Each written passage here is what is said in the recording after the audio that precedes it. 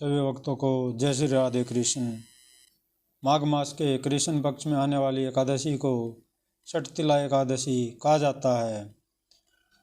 एक समय दालभय ऋषि ने पुलसत्य ऋषि से पूछा कि हे महाराज, पृथ्वीलोक में मनुष्य ब्रह्म हत्या आदि मान पाप करते हैं, प्राय धन की चोरी तथा दूसरे की उन्नति देखकर ईर्ष्या करते हैं, साथ ही अनेक प्रकार के व्यसनों में फंसे रहते हैं, फिर भी उनको नरक प्राप्त नहीं होता। इसका क्या कारण है?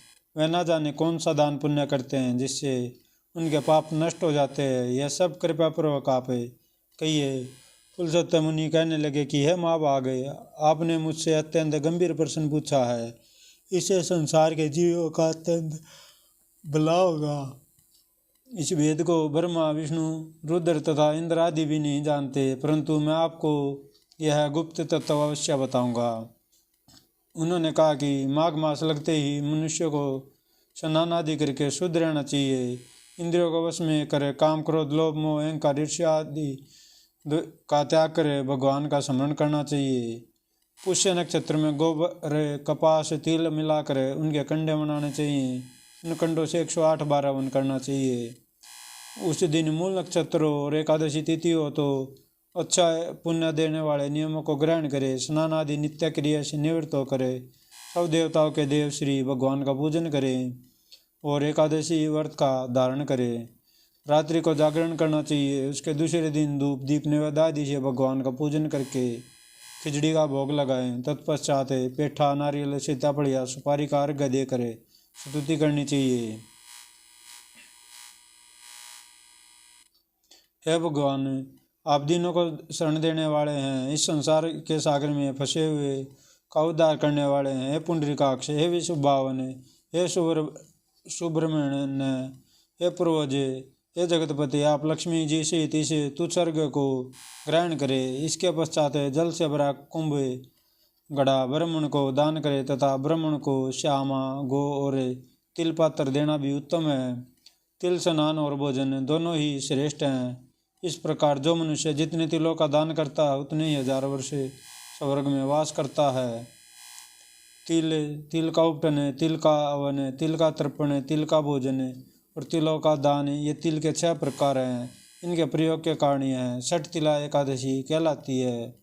इस व्रत के करने से अनेक प्रकार के पाप नष्ट हो जाते हैं। इतना कहकर पुलसत्य ऋषि कहने लगे कि अब मैं तुमसे इस एकादशी की कथा कहता हूँ। एक समय नारद जी ने भगवान श्री विष्णु से यही प्रश्न किया था और भगवान ने जो षटतिला एकादशी का महात्म्य है नारद जी से कहा, सो मैं तुमसे कहता हूँ। भगवान ने नारद जी से कहा कि हे नारद, मैं तुमसे सत्य घटना कहता हूँ, ध्यानपूर्वक सुनो। प्राचीन काल में मृत्युलोक में एक ब्राह्मणी रहती थी। वह सदैव व्रत किया करती थी। एक समय वह एक मास तक व्रत करती रही। इससे उसका शरीर अत्यंत दुर्बल हो गया। यद्यपि वह अत्यंत बुद्धिमान थी, तथापि उसने कभी देवताओं या ब्राह्मणों के निमित्त अन्य धन का दान नहीं किया था। इससे मैंने सोचा कि ब्राह्मणी ने व्रत आदि से अपना शरीर शुद्ध कर लिया है, अब इसे विष्णु लोक तो मिल ही जाएगा, परंतु इसने कभी अन्न का दान नहीं किया, इससे इसकी तृप्ति होना कठिन है। भगवान ने आगे कहा, ऐसा सोच करे मैं भिखारी के वेश में मृत्युलोक में उसे ब्राह्मणी के पास गया और उससे भिक्षा मांगी। वह ब्राह्मणी बोली, महाराज किस लिए आए हो? मैंने कहा, मुझे भिक्षा चाहिए। इस पर उसने एक मिट्टी का डेला मेरे भिक्षा पात्र में डाल दिया। मैं उसे लेकर स्वर्ग में लौट आया।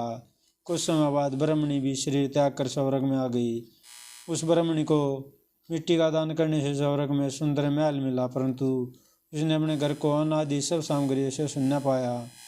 घबरा कर वह मेरे पास आई और कहने लगी कि भगवान, मैंने अनेक व्रत आदि से आपकी पूजा की, परंतु फिर भी मेरा घर अन्न आदि सब वस्तुएं से शून्य है। इसका क्या कारण है? इस पर मैंने कहा, पहले तुम अपने घर जाओ, देवी स्त्रियाँ आएंगी तुम्हें देखने के लिए। पहले उनसे षटतिला एकादशी का पुण्य और विधि सुन लो, तब द्वार खोलना। मेरे ऐसे वचन सुनकर वह अपने घर गई। जब देवी स्त्री आई और द्वार खोलने को कहा तो ब्राह्मणी बोली, आप मुझे देखने आई हैं तो षटतिला एकादशी का महात्म्य है, मुझसे कहो। उनमें से एक देवी स्त्री कहने लगे कि मैं कहती हूँ। जब ब्राह्मणी ने षटतिला एकादशी का महात्म्य सुना तो द्वार खोल दिया। देवांगनाओं ने उसको देखा कि न तो वह गांधर्वी है और न आसुरी है, वर्ण पहले जैसे मानुषी है, उस ब्रह्मणी ने उनके कथानुसार षटतिला एकादशी का व्रत किया। इसके प्रभाव से वह सुंदर और रूपवती हो गई तथा उसका गृह अनादि समस्त सामग्रियों से युक्त हो गया। अतः मनुष्य को मूर्खता त्याग करे षटतिला एकादशी का व्रत और लोभ न करके तिलादि का दान करना चाहिए। इससे दुर्भाग्य, दरिद्रता तथा अनेक प्रकार के कष्ट दूर होकर मोक्ष की प्राप्ति होती है। सभी भक्तों को जय जय श्री राधे।